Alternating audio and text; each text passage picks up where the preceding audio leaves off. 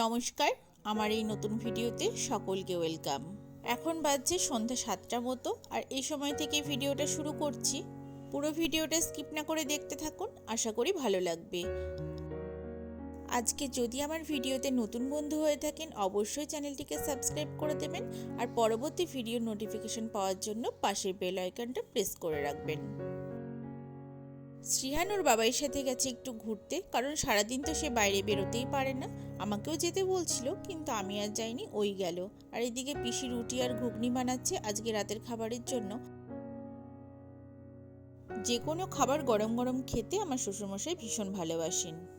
তাই সন্ধেবেলাতে টিফিনে বাবা বলল একটু মুড়ি আর গরম ঘুগনি দিতে। আমি একটু শসা পেঁয়াজ কুচিয়ে নিলাম, আর বাবার দেখে আমারও খেতে ইচ্ছা করলো। সেই মতোই দুটো বাটিতে ঘুগনি নিয়ে শসা আর পেঁয়াজ কুচি ছড়িয়ে নিয়েছি। আমি কাঁচা লঙ্কা খেতে পারি না, তবে বাবাকে একটা গোটা দিয়েছিলাম। দাদা আসলো জিজ্ঞাসা করতে, সেও খেতে চেয়েছে, তাই দাদাকেও একটু দিয়ে দিলাম এইভাবে ঘুগনি। বাবা মুড়ি দিয়ে খেলেও আমরা মুড়ি দিয়ে খাইনি, শুধুই খেয়েছিলাম। আজকে পিসি ঘুগনি বানানোর সময় দেখে আদা শেষ হয়ে গেছে ঘরে। এবার বাবা কিনে রেখেছিল, কিন্তু কোথায় রেখেছে সেটা আমাদের জানা ছিল না। অনেক খোঁজাখুঁজির পরও পেলাম না। তারপরে বললাম ওই আদা ছাড়াই করো। তো পেঁয়াজ রসুন আর জিরে দিয়ে এই ঘুগনিটা বানিয়েছে, বোঝার উপায় নেই যে আদা দেয়নি। আজকের ঘুগনিটা খেতে ভীষণ ভালো হয়েছিল। এদিকে বাবা আমাকে বলছে কালকে কি কি রান্না বান্না হবে। উনি এসব দিকে ভীষণ খেয়াল রাখেন, কখন কি রান্না হবে, কখন কি খাওয়া দাওয়া হবে, কালকে কি হবে, আজকে কি হবে, রাতে কি হবে, সমস্ত কিছু। বেসিনে বেশ অনেকগুলো বাসনও জমে গেছে। আসলে ও স্কুল থেকে আসার পর আজকে ওই টিফিন কৌটোগুলো বাইরে নামায়নি, কারণ ওই দিদির প্রচুর বাসন হয়ে যায়, খারাপ লাগে প্রতিদিন। তাই আমি ভাবলাম বেসিনে কয়েকটা ধুয়ে নিই। ঘুগনি খাওয়া হলো, সেই বাসনগুলো চা হয়েছে, সব মিলিয়ে একসাথে ধুয়ে নিচ্ছি। আজকে একটা মজার কথা বলি। মা যখন ছোটবেলায় এইভাবে বেসিনে বাসন মাজতো, আর আমি ভাবতাম আমি কখন মাজবো, কিন্তু তখন তো দিত না। আমার না বাসন মাজতে বেশ ভালো লাগতো, এমনকি বড় হবার পরেও। এখন বুঝি বয়সের সাথে সাথে কাজ করার ইচ্ছাগুলোরও কিন্তু পরিবর্তন হয়। যাক, কথা বলতে বলতে সমস্ত বাসন আমার মোটামুটি ধোয়া হয়ে গেছে। ঘন্টা খানিকের মধ্যে ওরা বাড়ি আসতে আসতে আমাকে অনেকগুলো কাজ সেরে ফেলতে হবে। আজকে ও খেলতে খেলতে ঘরে এত খেলনা বের করে ফেলেছে, আর বিছানাটাও বেশ অগোছালো হয়েছে, সবটা ঝাড়তে হবে। হারমোনিয়ামটাকেও বের করতে হবে, কারণ যে গানটা আমি তুলছিলাম সেটার কিছুটা বাকি রয়েছে, সেটাই তুলবো।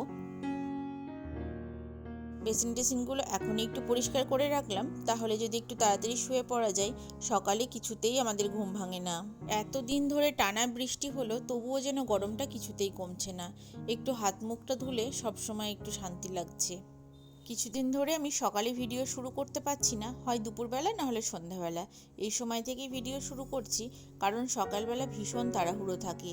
অন্যান্য সময়তেও থাকতো, তবে এই কদিন না টানা আমি একভাবে ঘুম থেকে উঠতে দেরি করে ফেলছি, আর সমানে রান্না বান্নার দিকেও তাড়া লেগে যাচ্ছে। আর ওই হুটোপাটার মধ্যে এই ফোন ক্যামেরা এসব আমার মাথাতেই আসে না। তাছাড়া আমার ঘুমটা ভীষণ কম, রাতে একদমই ঘুম আসতে চায় না। দুপুরে তো ঘুমাই না, কারণ ভিডিওগুলো এডিট করি বসে বসে। আর যদি দুপুরে ঘুমাই, রাতে তো একদমই ঘুম হবে না। ওই ভোরবেলার দিকে একটু ঘুম আসে, তারপরে ঘুম থেকে উঠতে উঠতে ওই 7:30-8টা বেজেই যায়। আর ও তো আমাকে ডাকতেই চায় না, ওর নাকি ঘুমানো মানুষকে ডাকতে ভীষণ খারাপ লাগে। এই ভেবে একদিন যা কাণ্ড করেছে, 8:15 বেজে গেছে, আমাকে ডাকেওনি, আর আমি একদম ঘুমিয়ে গেছি, উঠতেও পারিনি। 9টার সময় ও যেহেতু বেরোয়, ওই 45 মিনিটের মধ্যে আমার তরকারিগুলো হয়ে গেলেও ভাতটা কিছুতেই হবে না। সেদিনকে ঘুম ভেঙেছে ওই 5:30 নাগাদ। ওই সময় আমি উঠে আর কি করব, বাড়িতে তো কেউই ওঠেনি। তাই আবার যেই ঘুমিয়েছি, আর ঘুম ভাঙেনি একদম 8:15। তবে আমাদের বাড়িতে বাবা আর দাদা ছাড়া সেভাবে ভোরবেলায় কেউই ওঠে না। এই যে এখানে ওরা চলে এসেছে, আর পপকর্ন নিয়ে এসেছে। ওর বাবাই আবার এই পপকর্নের মধ্যে এইরকমই আচার না আমতেল যাই হোক কিছু একটা হবে, এটা দিয়ে খেতে ভীষণ পছন্দ করে। তো শ্রীহানেরটাই দিল না, কারণ ঝাল হয়ে যাবে। সব ওষুধ পাওয়া যায়? দিদি আর বাবা টোটো চালাতে পারে আমি না। কালকে লিখে দিয়েছিলাম, ছবি তুলে পাঠিয়ে দিয়েছিলাম, আজকে এনে দিল। লিবুলিন বুড়িকট ওই ইয়ের দোকানে চলে না, কি জানো, গৌরাঙ্গর দোকান। ও তো মানে 10% ছাড় দিচ্ছে। খেতে খেতে হাত দিতে নেই হারমোনিয়ামে, শোনা। খেতে খেতে হাত দিতে নেই হারমোনিয়ামে। এক বাটি পপকর্ন মাখা হয়েছে, দাদাকে ডাকা হলো, তারপরে সবাই মিলে খেলাম। এখন বাজছে 9:30 মতো। এবার রাতের খাবারের টাইম হয়ে গেছে, আর এখানে একটা ডিম সিদ্ধ, কিছুটা কাঁচা পেঁয়াজ আর লঙ্কা অল্প একটু তেলে ভাজছি। এটা রুটি দিয়ে খেতে দারুণ লাগে, ও ভীষণ ভালোবাসে। আর ডিম সিদ্ধটা করেছিলাম দুপুরে শ্রিহানের জন্য। মানে আমি ওকে মাঝে মাঝেই দুপুর 12:30 নাগাদ একটা ডিম সিদ্ধ দিই, কিন্তু আজকে ও ডিম সিদ্ধটা খায়নি, সেটাই থেকে গেছিল, তাই ওটাকে এইভাবে বানিয়ে দিলাম। ওরা দুজনে খেয়ে নেবে। 3টে রুটি দিয়েছি, একটা শ্রিহানের, 2টো ওর বাবার। একটু ঘুগনি দিয়ে দিলাম, যাই দিয়ে আসি, আজকে শ্রিহান বাবুকে তার বাবাই খাইয়ে দেবে। এই যে এখানে মিস্ত্রি বসে পড়েছে লঞ্চ সারাতে। সে তো এক জগতে আছে, সে নৌকা লঞ্চ এগুলোকে ভীষণ পছন্দ করে, আর এই সাইকেলের প্যাডেলটাকে লঞ্চের ইঞ্জিন বলছে। আসলে এই মায়াপুর যেতে গিয়ে লঞ্চের প্রতি এত ভালোবাসা তার। যাই হোক, রাতে আর করে ভিডিও করিনি, সকালে তাড়াহুড়োর মধ্যে একটুখানি করেছি। এই যে ওকে টিফিনে দিয়েছিলাম আজকে তো কিছু খাবে নাই বলছিল, টিফিনে বললো একবারে দুপুরের খাবার খাবে, তো আমি একটু জোর করেই দিয়েছি এটা। আসলে ও এরকমই, সকালে যাওয়ার সময় কিছুই খেতে চায় না, চা বিস্কুট খেয়ে যায়। স্কুলে পৌঁছে হয়তো ক্লাসে যাবার তাড়া থাকে, তাই টিফিন করতেই চায় না, আমি জোর করে দিই তাহলে খাই।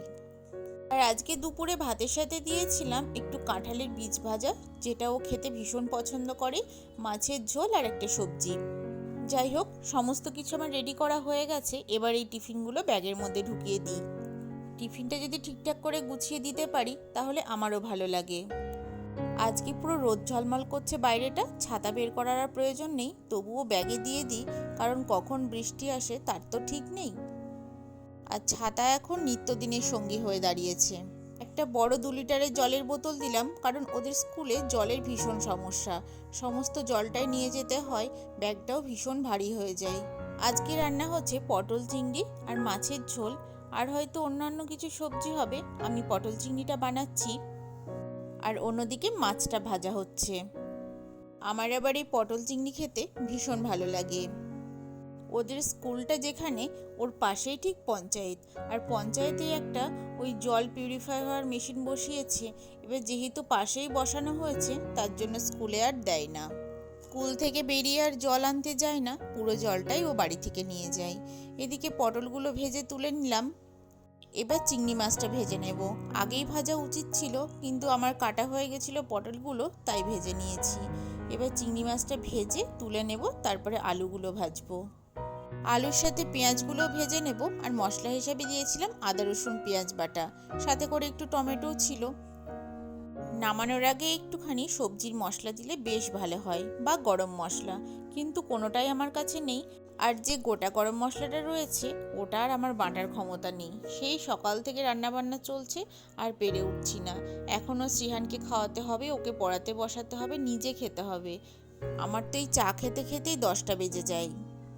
সকালে আমাদের জলখাবারে বানিয়েছিলাম ওটসের চিলা। একটু ওটসকে মিক্সিতে গুঁড়ো করে নিয়েছিলাম ভালো করে, তারপরে তাতে দিয়েছিলাম একটু সুজি আর একটু টক দই, তারপরে অল্প একটু জল দিয়ে মেখে নিয়েছি।